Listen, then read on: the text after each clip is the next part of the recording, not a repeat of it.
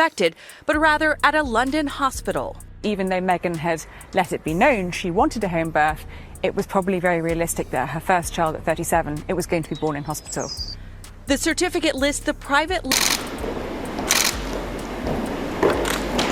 Okay, deep breaths, because what I'm about to spill isn't just some Reddit conspiracy theory you laugh at during a 2 a.m. scroll. Nope, this has officially gone full-on media explosion. Flashing headlines, royal insiders panicking, and Meghan Markle? Oh, she's reportedly in tears. Panic mode activated. Here's the tea, and it is boiling. Of today's video. So at the time, Archie Mountbatten Windsor was born May 6, 2019.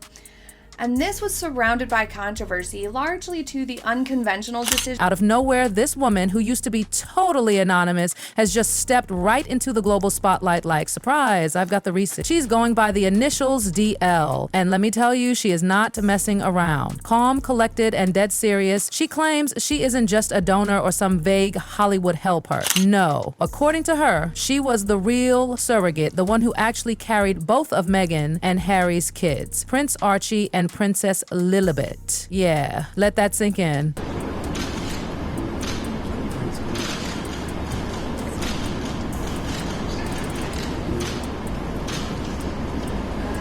And guess what? She's done being silent. This isn't about a weird folding baby bump anymore, you guys. This woman is coming forward like, I birthed those royal kids. I have the medical records, the NDEs, the bank payments, the agency files, everything to prove it. Her side of the deal was simple: privacy and payment. Instead, she says she was completely erased, as in scrubbed from the narrative. Do you remember how Meghan and Harry first announced Archie's birth? No hospital steps like William and Kate, no photographers, no official royal rollout. Instead, we got Harry awkwardly smiling in front of a horse stable, just saying we had a baby. It was weird then, now it's chilling. DL's bombshell has everyone rewatching those old Meghan pregnancy videos. Remember the mysterious folding bump when she sat down? The baby belly that randomly changed size like a prop. They used to call it conspiracy nonsense. Well, now even mainstream news folks are like, wait a sec, let's actually talk about this. Because if DL is telling even half the truth, we're not just talking about PR fluff. We're not just talking about PR fluff. This is about the royal succession.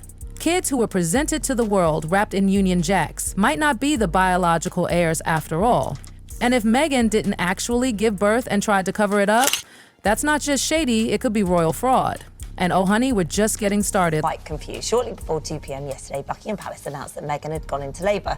Then, 40 minutes later... Let's talk about Archie's birth certificate, because things get really suspicious here. When it was finally released, Eagle Eyes fans noticed something odd. Meghan's legal name, Rachel Meghan Markle, had been replaced with just Her Royal Highness the Duchess of Sussex. The palace brushed it off as a simple clerical thing. Meghan said she didn't even know it happened. But now, with the deal speaking out, that clerical era is looking more like a legal chess move. Think about it. If Meghan wasn't the actual birth mother, then listing her as such on a government document, that's falsifying official records. And Harry? Oh, he's reportedly falling apart. According to palace sources, he's barely sleeping, lashing out at staff, pacing through Montecito like a man haunted. One insider even said he's caught in a lie he thought he could control. And Meghan? Silent, crickets, no curated Insta captions, no polished podcast sound bites, no sunshine and matcha latte stories, just silence, and it's deafening.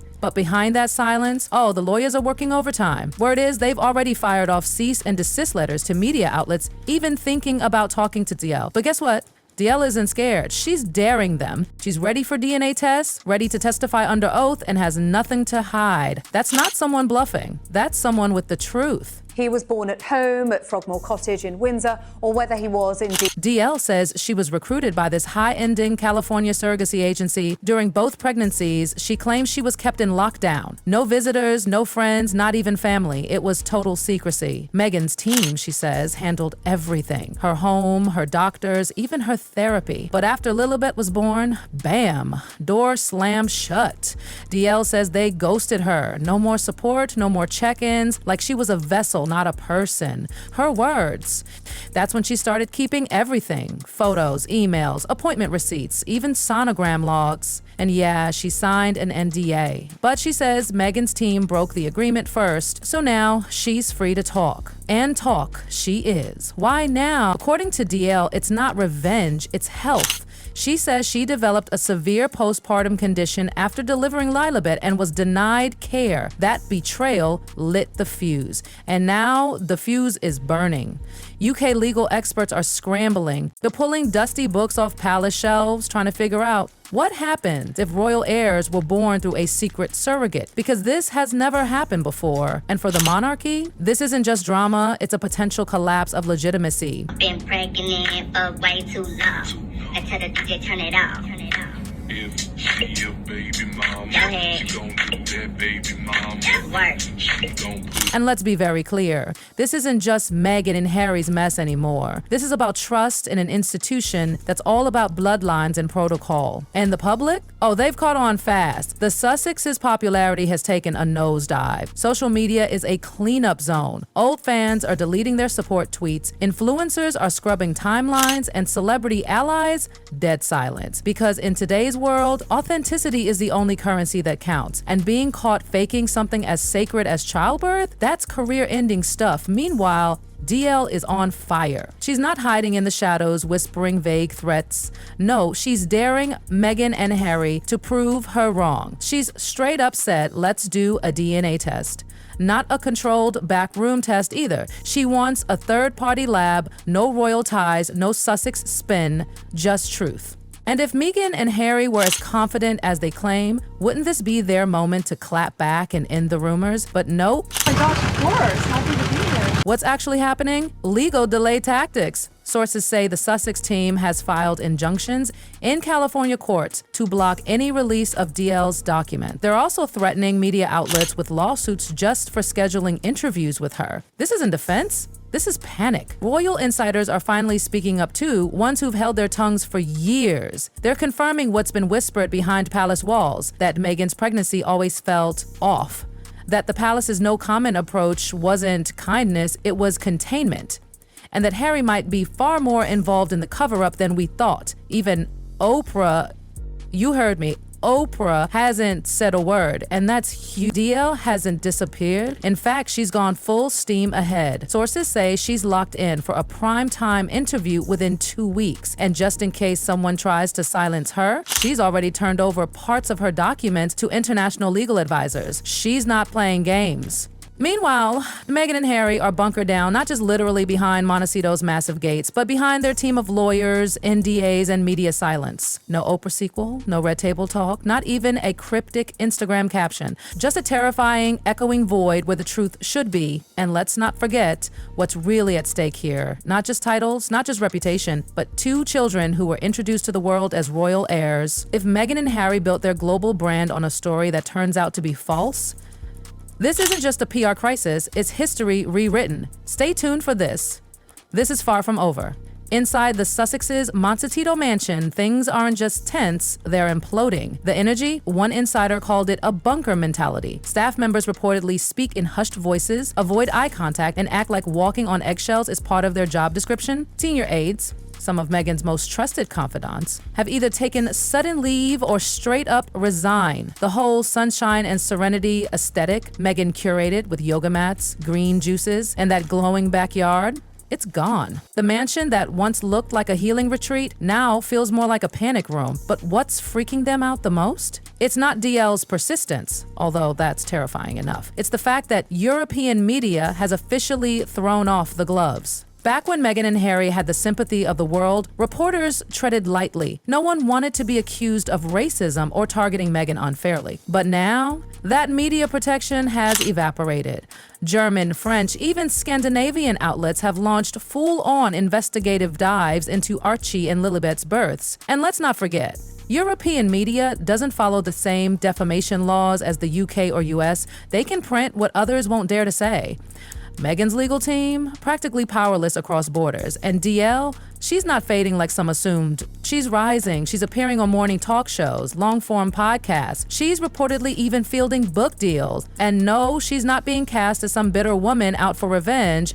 She's being framed as a whistleblower, a woman erased from history who's finally saying enough. And here's where it gets really brutal. That narrative of silenced woman reclaiming her voice, that used to be Meghan's brand. Now it's DL's. Meghan's silence once felt graceful. Now it feels elitist, avoidant, cowardly. And while Meghan is pulling the curtains tight and refusing to be seen, Harry is reportedly spiraling faster than anyone expected. Montecito neighbors claim they've seen him pacing the property late at night, talking to himself, looking completely lost. No security detail, no PR team, just Harry unraveling. And here's the haunting bit. Sources say he's terrified not of losing his image, but of his children learning the truth from the headlines instead of from him. Imagine being the father who let a lie go on so long, your kids have to Google their own origins.